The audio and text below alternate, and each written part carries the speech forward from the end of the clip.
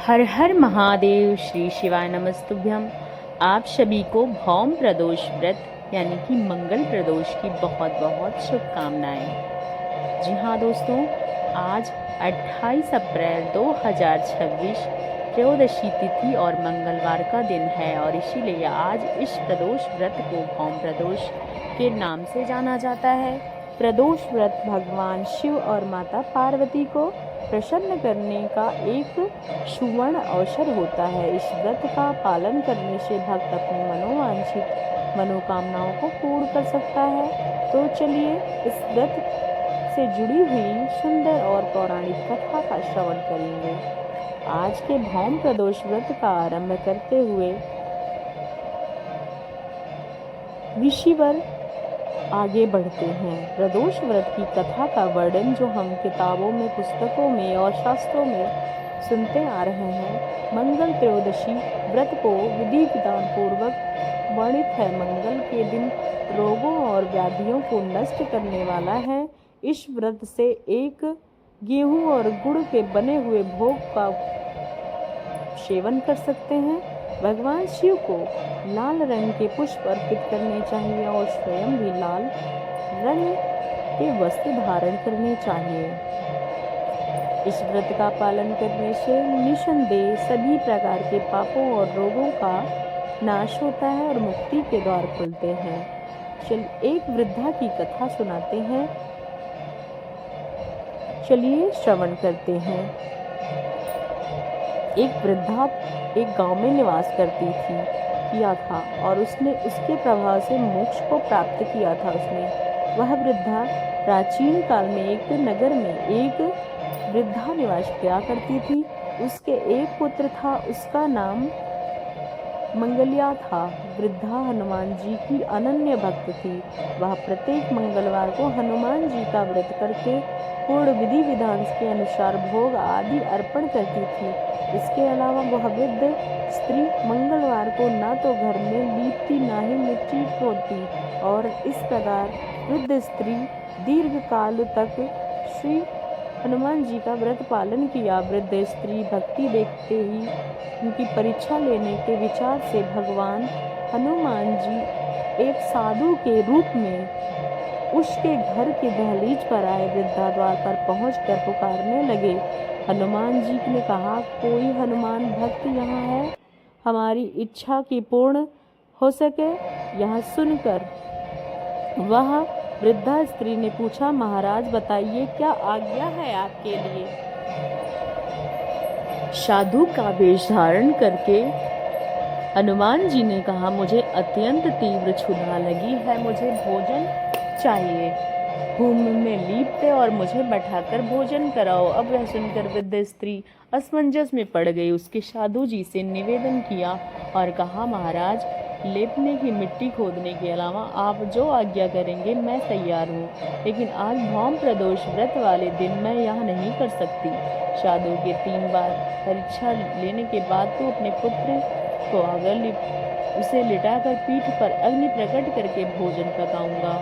यह सुनकर वृद्धा व्यथित हो गई, लेकिन वह साधु वचन दे चुकी थी, इसलिए उस वचन का पालन करने के लिए वह पुत्र मंगलिया को साधु महाराज को सौंप दिया।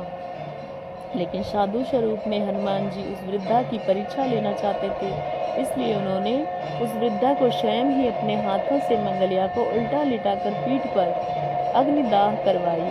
अग्निदाह करके व्याकुल मन से वृद्धा घर में अंदर चली गई। भोजन पकाने के बाद साधु ने वृद्धा को बुलाया और कहा, तू भी मंगलिया को बुला ताकि वह आकर भोग लगा ले। अश्रुपूर्ण नेत्रों से कहा, उसका नाम लेकर अब आप मेरे हृदय को और अधिक कष्ट प्रदान न करें साधु देव।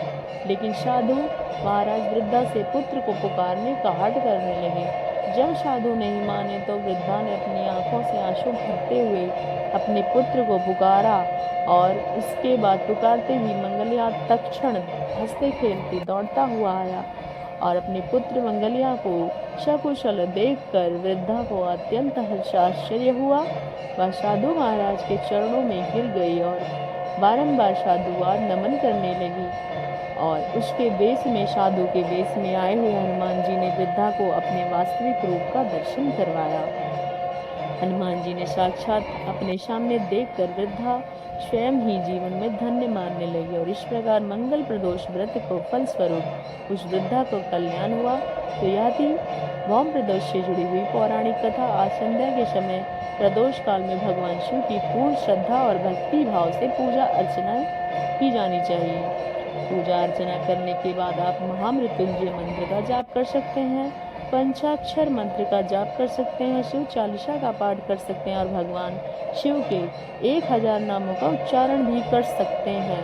और भगवान शिव त्रिनेत्रों का एक संहार के देवता माने जाते हैं, लेकिन वो आशुतोष भी कहे जाते हैं। वो अपने भक्तों पर अत्यंत सरलता से प्रसन्न हो जाते हैं और भगवान शिव की कृपा के बिना कोई भी भक्त भगवान श्री हरि की कृपा प्राप्त नहीं कर सकते।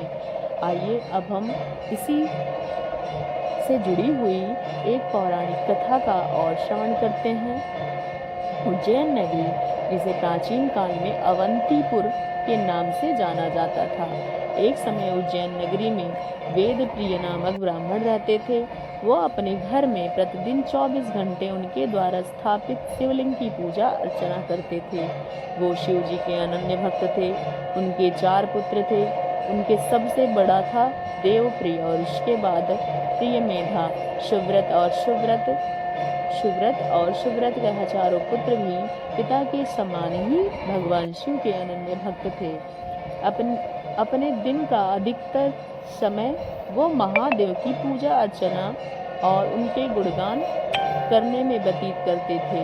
उनके घर में निर्विघ्न रूप से हमेशा यज्ञ चलते थे। वो भगवान शिव की आराधना के फलस्वरूप ही भोजन वगैरह ग्रहण किया करते थे और चारों ओर वह श्री महादेव के गुणों का बखान करने वाले दिखाई देते थे, मानो उनका सुंदर वन उपवन फूल फूल रहा था।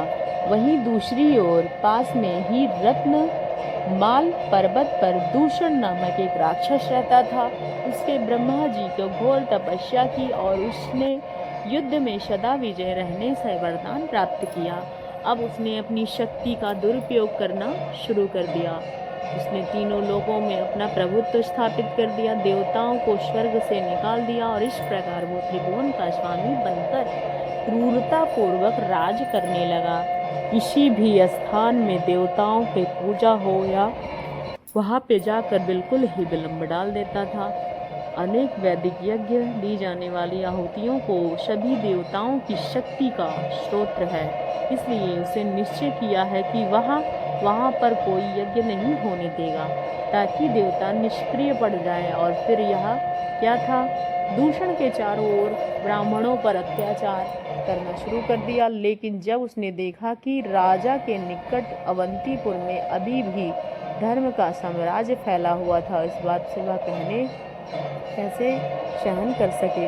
उज्जैन में आक्रमण करके जितने भी ब्राह्मण थे उस यज्ञ बंद करवाए। उसके अत्याचार के सामने विरोध करने का साहस भला कौन कर सकता था। इसलिए उसने धर्म भय ब्राह्मणों को वैदिक यज्ञ बंद करवा दिए। लेकिन वेद प्रिय और उसके चारों ओर पुत्र अत्ताई के डर नहीं जानते थे कि वह काल में क्या करे। वह भक्त था महाकाल का, कहते हैं ना कि वह डर काल भी उसका क्या करे जो भक्त है महाकाल का। ऐसे में वेद प्रिय ब्राह्मण ने पुत्रों को संबोधित करते हुए कहा, हे मेरे प्रिय पुत्र, हमारा नगर इस समय महासंकट स्थिति में है। चारों ओर हाहाकार मचा हुआ है। असुर के भय से सभी शस्त्र सैनिक एकत्रित किए हुए हैं, लेकिन आसपास में ना तो कोई सेना है और ना ही शस्त्र। उन्होंने युद्ध में भी नहीं कर सकते। हमारे पास कोई है तो वह सिर्फ हमारे आराध्य देव भगवान शिव। इसलिए उनकी शरण में जाना चाहिए और इसके प्रति हमारी श्रद्धा अटूट बनाए रखना चाहिए। रक्षा करेंगे। और इसके पिता साहसपूर्ण वचनों को सुनकर वेद प्रिय ब्राह्मण ने सभी पुत्रों को एक नवीन उत्साह और श्रद्धा का संचार हुआ। उन्होंने पूजा करना आरंभ किया और साथ ही साथ चारों बालक भी भगवान शिव की आराधना में संलग्न हो गए। अब दिन रात वेद प्रिय ब्राह्मण उसके चारों पुत्र आराधना में लीन हो गए और उस समय बात का पता नहीं चला कि घर के द्वार पर दूषण असुर आकर खड़ा है। वह धमकाते हुए कहने लगा, रे मूर्ख ब्राह्मण, यहाँ पूजा अर्चना करना बंद कर दे। यदि तूने ऐसा नहीं किया तो तेरी तलवार से मस्तक धड़ से अलग कर दूंगा। मेरी बात मान ले, अन्यथा अपने प्राणों से हाथ धो बैठेगा। लेकिन उस असुर की बातों का वेद प्रिय ब्राह्मण ने उस पर पुत्र पर कोई असर नहीं हुआ और सभी तो भगवान शिव की आराधना में लीन हो चुके थे। उन्हें ध्यान नहीं। उस समय एकाएक धरती कांपने लगी, आसमान गरजने लगा। जो पार्थिव शिवलिंग वेद प्रिय ने स्थापित किया था उससे भयंकर कड़कड़ाहट हुआ और उसमें विशालकाय महाकाल प्रकट हुए। सिंहनाद करते हुए उन्होंने उस असुर को कहा, अरे मूर्ख, तूने मेरे भक्तों पर अत्याचार किया है। तुझे क्या लगा कि निशाहार है? नहीं, अब जा, जितनी तीव्रता से भाग सकता है भाग ले, अपने प्राणों को बचा ले। यह कहकर महाकाल ने दूषण और उसके सैनिकों को भागने का अवसर दिया। लेकिन थोड़े दूर जाते ही महादेव की अग्नि ज्वाला युद्ध दृष्टि उन पर पड़ी और वो सभी उसी समय जलकर भस्म हो गए। त्रैलोक पर शासन करने वाले दूषण असुर अब राख बनकर ढेर हो पड़ा। असुर का नाश होते ही देवतागण आकाश में पुष्प वर्षा करने लगे और मंगल ही धन और धुंधुवियां बजने लगी। निर्भरता से प्रसन्न होकर महाकाल ने उस कुछ वर मांगने को कहा और कुछ देव में प्रिय ब्राह्मण ने महादेव से विनती की, हे शंभो, आप दर्शन मात्र से हमारी सभी मनोरथ पूर्ण हो गई है। हमारी यह इच्छा है कि आप हमें इस भौतिक जगत में मुक्ति प्रदान करने का दूसरा शिवलिंग हमें आराधना और उससे आप प्रकट हो और यह सदा के लिए विराजमान रहिए और सृष्टि के जीवों का कल्याण करें। जो भी आपकी शरण में आए उनकी रक्षा करिए। तब महादेव ने ब्राह्मण की मनोकामना पूर्ण करते हुए अपने तृतीय प्रकाश स्तंभ को महाकालेश्वर ज्योतिर्लिंग के रूप में उसी स्थान पर उज्जैन में अपना निवास स्थान बना दिया। और वहां पर एकत्रित ऋषियों ने महाकालेश्वर ज्योतिर्लिंग के महत्व को बताते हुए शूल गोस्वामी जी ने कहा, जो भी भक्त महाकाल के दर्शन करता है उसके शत्रह कोई दुख नहीं आता। सभी इच्छाओं की पूर्ति साथ ही साथ व्यक्ति मोक्ष को प्राप्त करता है। महाकालेश्वर का यह ज्योतिर्लिंग मध्य प्रदेश के राज उज्जैन में स्थित है और वह 3 किलोमीटर में विस्तार में फैला हुआ है। रामायण के अनुसार भगवान श्री राम ने माता सीता का अपने स्वर्गीय पिता दशरथ महाराज का पिंडदान इसी स्थान पर किया था। भगवान कृष्ण और बलराम ने अपने गुरु संदीपनी ऋषि शिक्षा इसी स्थान पर प्राप्त की थी और आज भी उनका आश्रम यहाँ पर स्थित है। महर्षि संदीपनी नाम से वह विख्यात है और शिवलिंग की उपासना करने से भगवान श्री कृष्ण के अष्ट रानियों में से एक मित्र वृंदा भी थी। इसी स्थान पर राजकुमारी थी और राजा इंद्र निगम और भगवान जगन्नाथ भी प्रकट हुए थे। इसी क्षेत्र में राजा थे।